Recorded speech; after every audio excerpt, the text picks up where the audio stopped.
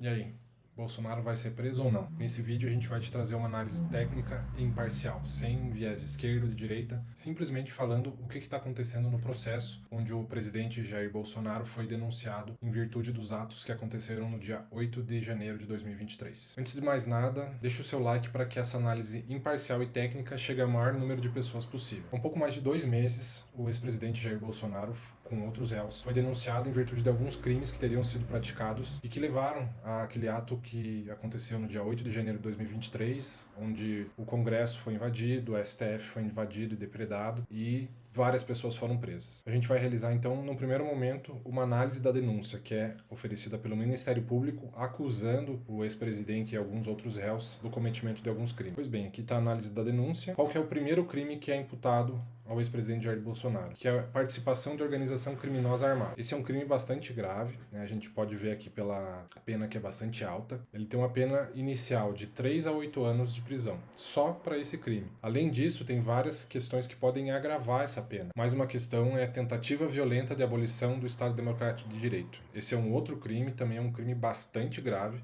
Se verificar a pena base desse crime é de 4 a 8 anos, ou seja, é um crime que se assemelha ao tráfico de drogas, que tem a pena mínima de 5. Então é um crime que é considerado pela legislação bastante grave, também está sendo imputado ao Jair Bolsonaro.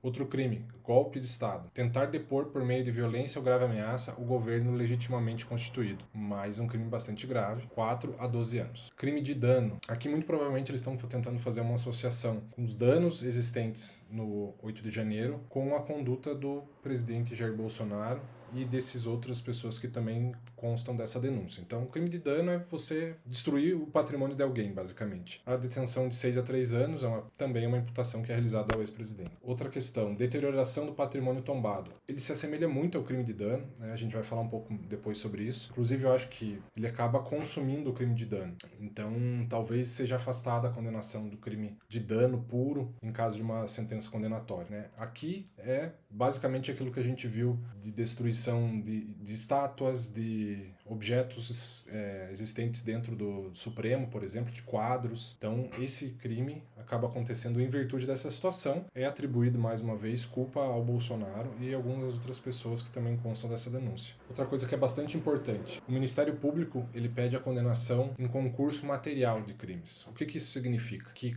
cada crime, em caso de condenação, acabam contribuindo um pouco para a pena final. Ou seja, existindo um crime que tem uma pena de 2 anos, outro que tem mais 2 anos, você soma essas duas penas e acaba uma condenação de 4 anos. Como são 5 crimes diferentes que são imputados ao Jair Bolsonaro, existe a hipótese de uma pena bastante elevada em caso de condenação. Aqui a gente fez um cálculo para verificar qual o mínimo e o máximo da pena de cada um desses crimes aqui. Então, organização criminosa armada. O mínimo pelo que consta da denúncia, 3 anos e meio a 20 anos. Tentativa de abolição do Estado Democrático, 4 a 8, golpe de Estado, 4 a 12. Dano qualificado, 6 meses a 3 anos. Né? Lembrando que esse dano qualificado aqui pode ser afastado, né? De acordo com o que a gente falou agora há pouco. E deterioração do patrimônio tombado de 1 a 3 anos. Penas mínimas para todos os crimes, ou seja, aqui, caso ele seja condenado, a pena mínima para todos os crimes que são imputados a ele, obviamente, ele sendo condenado por todos eles também.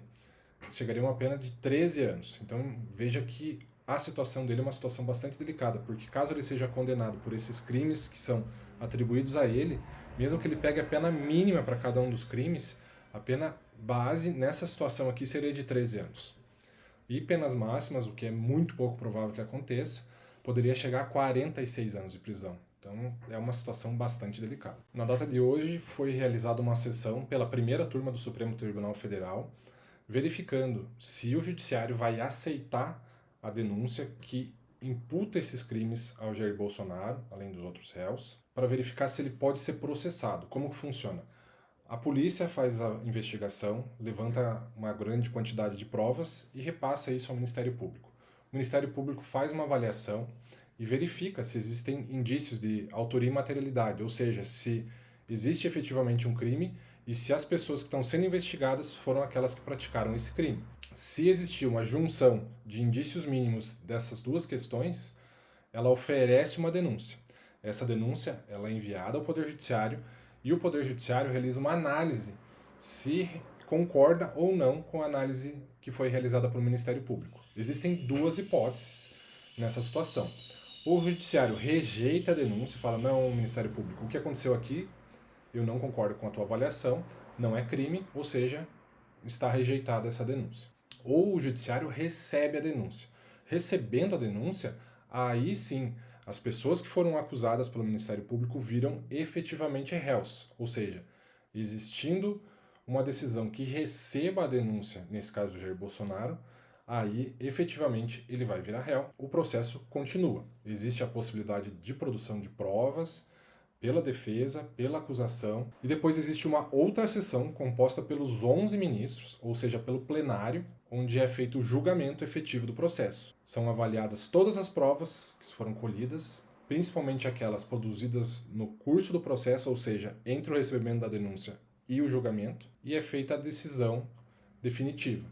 Após essa decisão definitiva, aí sim a gente vai poder falar em prisão ou não do Jair Bolsonaro, levando em consideração o atual entendimento do STF a respeito da prisão. A respeito dessa decisão que está sendo avaliada nesse momento pela primeira turma, composta pelos ministros Alexandre de Moraes, Cristiano Zanin, Carmen Lúcia, Luiz Fux e Flávio Dino, é a respeito do recebimento dessa denúncia pelo judiciário. Ou seja, é feita essa análise que eu comentei. São cumpridos os requisitos para que o judiciário aceite e processe essas pessoas de acordo com o que entendeu o Ministério Público? Nesse momento inicial, o que vale é o interesse da sociedade e não o interesse da defesa do réu propriamente dito e em última instância. Ou seja, o que isso significa? É feita uma avaliação, existindo indícios mínimos que sejam de autoria, ou seja, aquelas pessoas cometeram o crime e da existência do crime, ou seja, de materialidade, é recebida a denúncia. Por que acontece isso nesse momento? Porque a jurisprudência, a legislação entende que nesse momento o julgamento ele deve prevalecer para que a sociedade seja beneficiada e não o réu propriamente dito, né? A gente sabe que no final do processo, depois quando é feita a colheita de provas e que vai se dar o veredito definitivamente, o que vale é o princípio do indúbio pro réu. Pro réu. Ou seja, não existe qualquer tipo de condenação caso existam dúvidas ainda. Mas nesse momento processual, onde é feito o recebimento da denúncia, não é aplicado esse princípio.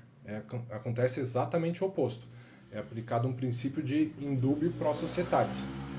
Ou seja, existindo dúvida a respeito do crime ou não, existindo indícios mínimos de autoria e materialidade, é realizado o prosseguimento para ser feita uma avaliação um pouco melhor. Na decisão de hoje, os ministros avaliaram algumas questões preliminares, afastadas todas as questões preliminares levantadas pelas defesas, né, como competência do STF, competência da primeira turma, suspeição de alguns ministros, como Alexandre de Moraes e Flávio Dino, ou seja, todas essas questões que envolviam a possibilidade de impedimento do julgamento e do recebimento acontecer nessa data, foram afastadas. Ou seja, amanhã vai ser retomado esse julgamento, mas é praticamente certo que essa denúncia vai ser recebida e o Jair Bolsonaro vai acabar sendo processado, né, levando em consideração todas as provas que já foram produzidas nesse processo, a denúncia que consta com mais de 200 páginas, que foram afastadas todas as preliminares arguidas pelas defesas. Então, muito provavelmente vai chegar ao entendimento de que deve sim